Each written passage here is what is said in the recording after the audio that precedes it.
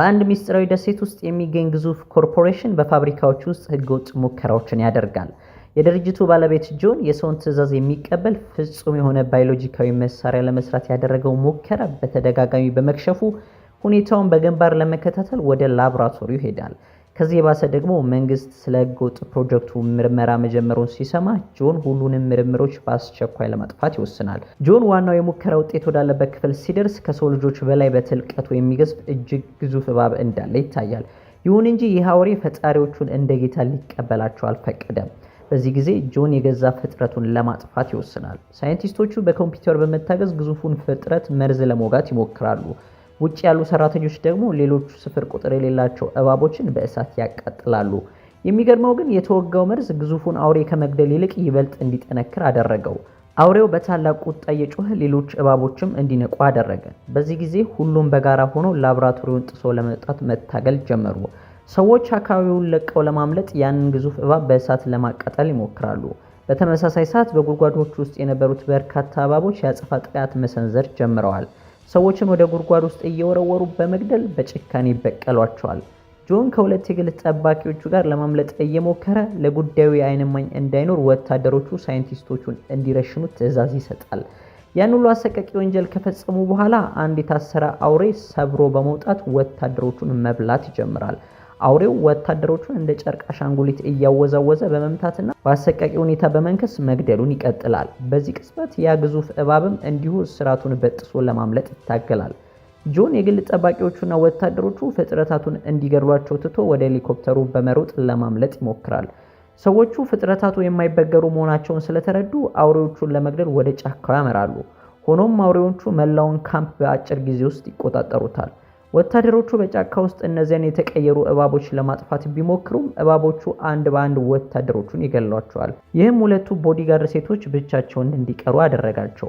በዚያው ቅጽበት ፍጥረታቱ ሁሉ ስጋቸውን ለመብላት በፍጥነት እየቀረቧቸው ነበር። ሴቶቹ የያዙትን ጥይት ሲያልቅባቸው በቢላዎቻቸው ለመዋጋት ተገደዱ። ነገር ግን ወዲያውኑ በአንድ ግዙፍ እባብ ጥቃት ደረሰባቸውና አንደኛዋ በእጅጉ ቆሰለች። ሌላኛዋ ሴት ግዙፉ እባብ ጓደኛዋን ሊገድላት እንደሆነ ስታይ ወዲያውኑ በመሮጥ እባቡን ጀርባው ላይ በቢላ ወጋችው። ነገር ግን ፍጡሩ በጣም ጠንካራ ስለነበር ሴቲቱን በከፍተኛ ኃይል ወርውሮ ጣላት። በዚያው ቅጽበት ግዙፉ እባብ ሴቲቱን በፍጥነት ተብትቦ በመያዝ ወደ አየር ላይ ሰቀላት።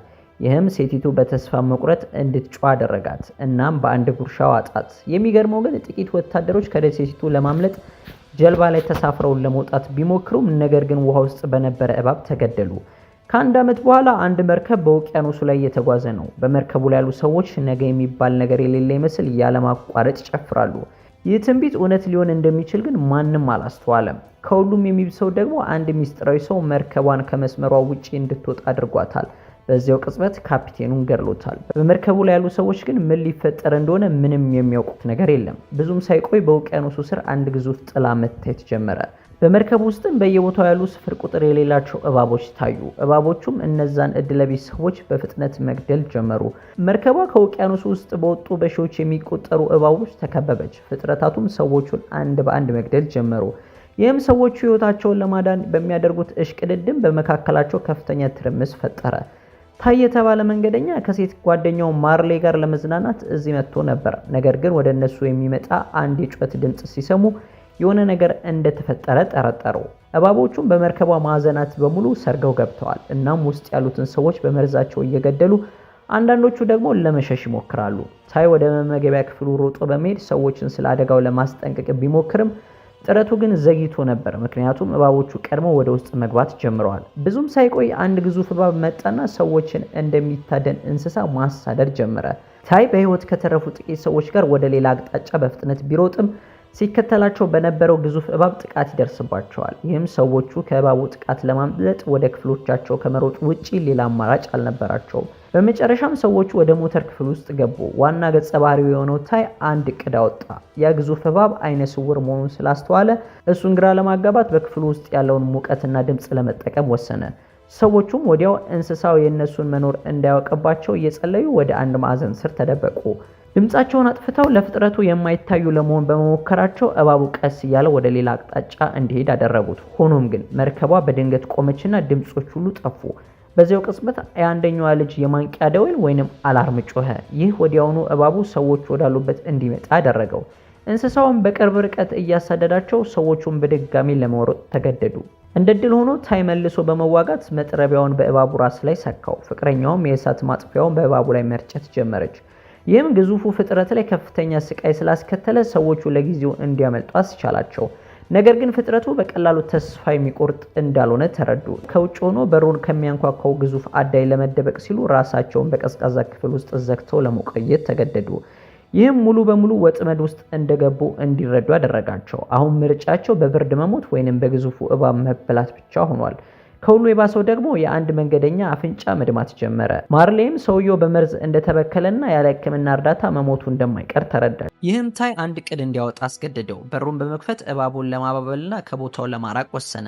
ነገር ግን ጓደኛው ሊ ራሱን አሳልፎ እንዲሰጥ አልፈቀደለትም። ክርክራቸውን ሳይጨርሱ የታመመው ሰውዬ ወደ በሮቹ በመሮጥ የእንስሳውን ትኩረት ወደ ራሱ አደረገና ሌሎቹ እንዲሮጡ ጮኸ። ሰዎቹ ወዲያውኑ ከማምለጥ ውጪ ምርጫ አልነበራቸውም። ሰውየውም ሌሎቹን ለማዳን በሩን ዘግቶ ፍጥረቱን ከራሱ ጋር አብሮ አስቀረው። በመጨረሻም ሰዎቹ ከውቅያኖስ ማምለጥ እንዳለባቸው ወሰኑ። ይህም ማለት መርከቧን በሆነ መንገድ በድጋሚ ማስነሳት አለባቸው። ወዲያውኑ ወደ መርከቧ መቆጣጠሪያ ክፍል አመሩ። ነገር ግን ካፒቴኖቹ በሙሉ በሰው መገደላቸውንና መርከቧ ያለ መሪ መቅረቷን ተመለከቱ። እንደ ዕድል ሆኖ ትላልቆቹን ሞተሮች በማንቀሳቀስ መርከቧን ማስነሳት ቻሉ። ይህም ጉዟቸውን እንዲቀጥሉና አካባቢውን ለቀው እንዲሄዱ አስቻላቸው። ብዙም ሳይቆይ መንገደኞቹ ወደ አንድ ደሴት እየተቃረቡ መሆናቸውን ተመለከቱ። ይህም ከገጠማቸው ችግር እንደሚተርፉ ተስፋ እንዲያደርጉ አደረጋቸው። ነገር ግን መርከቧ በጉዞ ላይ ሳለች በድንገት ከሆነ ግዙፍ ነገር ጋር በመጋጨቷ ሙሉ በሙሉ ቆመች። መስኮቶቹም በሙሉ በሆነ ነገር ተሸፈኑ። ሰዎቹ መርከቧን ምን እንደገጠማት ለማየት ወዲያውኑ ወደ ውጭ ወጡ። ዋና ገጸ ባህሪ የሆነው ታይ የተኩስ ምልክት መስጫውን ወይንም ፍሌር ጋን ወደ ላይ ተኮሰ። ነገር ግን ህንፃ የሚያህል ግዙፍ ነገር ከፊታቸው ሲመጣ በድንጋጤ ደነዘዙ። አውሬው በሰዎቹ ላይ በቁጣ መጮህ ጀመረ። ይህም ሰዎቹ በግዙፉ ጭራቅ ላለመበላት ወዲያውኑ መሮጥ ጀመሩ። የተረፉት ሰዎችም መርከቧን ጥለው መውጣት እንዳለባቸው ይወስናሉ። ታይም ሰዎቹን በህይወት አድን ጀልባ እንዲያመልጡ ይነግራቸውና እሱ ግን ጭራቁን ለማዘናጋት ወደ ኋላ ይመለሳል። ታይ ወደ ሞተር ክፍሉ እየሮጠ በመሄድ የጋዝ ቧንቧዎችን በሙሉ መስበርና በአካባቢ ውስጥ በየቦታው ነዳጅ ማፍሰስ ይጀምራል። ብዙም ሳይቆይ ሰዎቹ በሙሉ በህይወት አድን ጀልባዋ ላይ ይወጣሉ። በዚህ መሃል ግን ጭራቁን ብቻውን እየተፋለመ ያለውን ጓደኛቸውን በተስፋ መቁረጥ ይመለከቱታል። ፍጡሩ በመጨረሻ መርከቧን መጨፍለቅና በውስጡ ያሉትን ነገሮች ማፈራረስ ይጀምራል። በዚህ ጊዜ ታይ ጊዜው እንዳበቃ ይረዳል። እናም በፍጥነት የተኩስ ምልክት መስጫውን አውጥቶ ወደ ሰማይ ተኩስና ጥይቱም ተመልሶ መርከቧ ላይ በማረፉ ከፍተኛ ፍንዳታ ያስከትላል። ይህም ወዲያውኑ መርከቧን ሙሉ በሙሉ ያሰጥማታል። ሰዎቹ ጓደኛቸው የሞተ መስሏቸው በጭንቀት ይመለከቱት ነበር። ነገር ግን እንደ ዕድል ሆኖ ታይ ማምለጥ ችሏል። ሰዎቹን በፍጥነት ወደ ጀልባዋ ጎትተው አወጡት። በሚቀጥለው ቀን ጠዋት ሲነቁ ደሴቱ ላይ መድረሳቸውን ተመለከቱ። የተረፉት ሰዎችም ከአስፈሪዎቹ እባቦች ያመለጡ መስሏቸው በፍጥነት ወደ ደሴቲቱ ዘለቁ። ነገር ግን ያልተረዱት ነገር ቢኖር ይበልጥ አደገኛ ወደሆነ ቦታ መግባታቸውን ነበር። ብዙም ሳይቆይ ታይ አንድ እንግዳ የሆነ ድምፅ መስማት ይጀምራል። የሆነ ችግር እንዳለ በመረዳትም ሁላቸውም አካባቢውን ወዲያውኑ ለቀው መውጣት እንዳለበት ይነግራቸዋል። ሆኖም ግን ወደ እነዚያ እንግዳ ድንጋዮች ይበልጥ እየተጠጋ በሄደ ቁጥር አንድ ግዙፍ ጭራቅ ቀስ ብሎ በመውጣት አንዱን ወደ ሼል ውስጥ ይከተዋል። ሰዎቹም በከፍተኛ አደጋ ውስጥ መሆናቸውን ይገነዘባሉ። ጭራቆቹም ሰዎቹን እንደ ምግብ ማደን ሲጀምሩ ሁሉም ለነፍሱ ሲል መሮጥ ይጀምራል። በሚገርም ሁኔታ ሰዎቹ ከአካባቢው ከመውጣታቸው በፊት ጭራቆቹ በማይታወቅ ሁኔታ ማፈግፈግና ሰዎቹን ትተው መሄድ ይጀምራሉ። ጭራቆቹ የሚስባቸው ደም ያለበት ቦታ መሆኑን ታይ ይረዳል። ምክንያቱም የሚገድሉት ቁስለኛ የሆኑትን ሰዎች ብቻ ነበር። ይህም ሰዎቹ ከአካባቢው እንዲያመልጡ እድል ሰጣቸው። ወደ ጫካው በመግባትም በመጨረሻ የወታደራዊ ካምፕ ወደሚመስል ቦታ ደረሱ። በዚያም የሬዲዮ መልእክት ማስተላለፊያ ያገኛሉ። የእርዳታ መልእክት ለማስተላለፍ ወደሚመች ከፍ ያለ ቦታ ለመሄድም የቻሉትን ያህል ቁሳቁሶች በፍጥነት ይይዛሉ። እናም ወደማያውቁት አካባቢ ጉዟቸውን ይቀጥላሉ። በመጨረሻም ጥቅጥቅ ያለ ጫካ ውስጥ ይገባሉ። ነገር ግን ታይ በጥላ ውስጥ አንድ የሚንቀሳቀስ ነገር እንዳለ ያስተውላል። አንደኛው አስፈሪ ነገር ይመለከታል። ሁሉም በፍርሃት ወደ ኋላ ሲመለከቱ ሰውየው በጣም ትልቅ በሆነ ነገር ተወግቶ ያዩታል። ከዛፎቹ በላይ የሚረዝመው ግዙፍ የሸረሪት አውሬ እያደናቸው ነበር። ሰዎቹም ከዛፎቹ በስተጀርባ በመደበቅ ቢተኩሱም ጥይቱ አውሬውን ሊበግረው አልቻለም። ሸረሪቱ ሌላ ሰው ወግቶ ወደ ላይ ሲሰቅለው ሰውየው ቦምብ አውጥቶ ራሱን ከአውሬው ጋር በማፈንዳት ሌሎቹ እንዲያመልጡ እድል ይሰጣቸዋል። በመጨረሻም የተረፉት ሰዎች ጉዟቸውን ቀጥለው ቀደም ሲል ላብራቶሪ የነበረ አንድ ትልቅ ህንፃ አገኙ። በጥንቃቄ ወደ ህንፃው ዘልቀው ሲገቡ ስለ እባቦቹ የተሰሩ በርካታ የምርምር ሰነዶች አገኙ። የዚህ ሁሉ ጥፋት ምንጭ ምን እንደሆነ የሚገልጹ መረጃዎችም እዚያ ተደብቀው ነበር። ሰዎቹ ወደ መሬት ስር መተላለፊያ ዋሻ ውስጥ ዘልቀው መጓዛቸውን ቀጠሉ። የሚገርመው የህንፃው ኤሌክትሪክ ኃይል አሁንም ይሰራ ነበር። እናም የተረፉት ሰዎች ወደ አንድ ክፍል ውስጥ ይገባሉ። እንደ እድል ሆኖ እዚያ ውስጥ ትልቅ የምግብና የመጠጥ መጋዘን ያገኛሉ። ይህም ሌሊቱን እንዲያሳልፉና እርዳታ እንዲፈልጉ ያስችላቸዋል። በመጨረሻም ከቀናት በኋላ የመጀመሪያ ምግባቸውን ተመገቡ። ወዲያውም እንቅልፍ ወሰዳቸው። ነገር ግን ከተረፉት ሰዎች መካከል አንዱ በሚስጥር የተሽሎኮለከ መሆኑን አላስተዋሉም። ታይ ሲነቃ አንደኛው ሰው እንደጠፋ ተገነዘበ። ወዲያውኑ ሊፈልገው ወደ መሬት ስር ዋሻው አመራ። ሆኖም የጠፋው ሰው በሁለተኛው ፎቅ ላይ የላቦራቶሪውን የምርምር ሰነዶች እየሰረቀ ነበር። በተመሳሳይ ጊዜ ሊም ከእንቅልፉ ነቅቷል። ነገር ግን ጓደኛው በቀጥታ ወደ አደጋ እየገሰገሰ መሆኑን አልተረዳም ነበር። ብዙም ሳይቆይ ታይ በሌላኛው በኩል መውጫውን ያገኛል። ወዲያውኑም በጭጋግ ወደ ተሸፈነው አካባቢ ይገባል። እናም ከፊት ምን እንዳለ ለማየት እየሞከረ ሳለ አንድ የሚያስፈራ ድምጽ መስማት ይጀምራል። በውቅያኖሱ ላይ ጥቃት ሰንዝሮባቸው የነበረው ግዙፍ እባብ አሁንም በህይወት መኖሩን ይረዳል። ጭራቁ በቀጥታ ወደሱ ይወረወራል። ነገር ግን ታይ በጓደኛው አማካኝነት ይተርፋል። ጓደኛውም ፍጥረቱን ለማራቅ ወደ ግዙፍ እባብ መተኮስ ይጀምራል። አውሬው ታይን ለመብላት በድጋሚ ቢሞክርም ታይ ለጥቂት ያመልጣል። ሆኖም ይህ አጋጣሚ መውጫውን ስለዘጋው ጓደኛውን ሊንትቶ ለመሄድ ይገደዳል። ታይ ወደ ሰዎቹ ተመልሶ አሳዛኙን ዜና ነገራቸው። በዚያው ቅጽበት ግን የሬዲዮ የመገናኛ ሲግናል ማግኘት ይጀምራል። ይህም ሰዎቹ ወዲያውኑ ለእርዳታ እንዲደውሉ እድል ይሰጣቸዋል። ነገር ግን ያ ግዙፍ እባብ እያለ ማምለጥ እንደማይችሉ ይረዳሉ።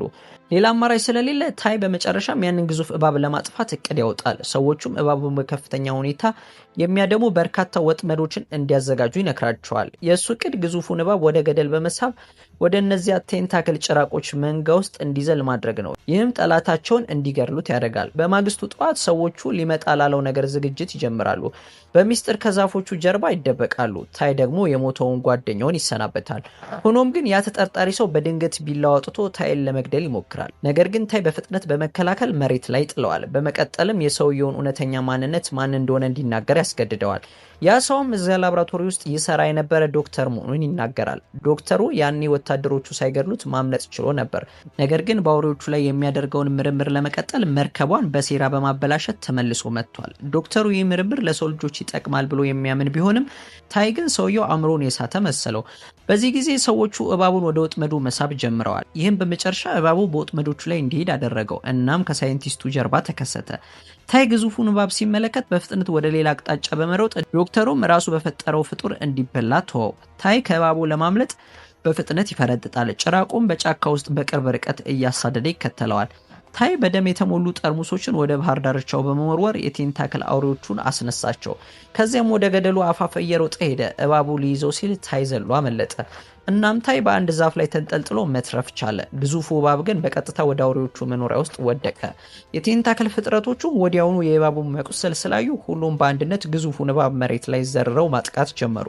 ስፍር ቁጥር የሌላቸው አውሬዎች የእባቡን ደም መጠጣት ሲጀምሩ እባቡ ከፍተኛ ስቃይ እየጮኸ በመጨረሻም ለህልፈት ተዳረገ። ከተወሰነ ጊዜ በኋላ የተረፉት ሰዎች በባህሩ ዳርቻው ላይ በሰላም እርዳታ ይጠባበቁ ጀመር። ታይም ወደ እነሱ አቅጣጫ የምትመጣ መርከብ ተመለከተ። ሁሉም በደስታ ወደ ፀሐይ መግቢያው እያዩ ለነፍሳቸው መትረፍ ምስጋና አቀረቡ። ቪዲዮውን ከወደዳችሁት ላይክ በማድረግና ለቻናሉ አዲስ የሆናችሁ ሰብስክራይብ በማድረግ ቤተሰብ ይሁኑ።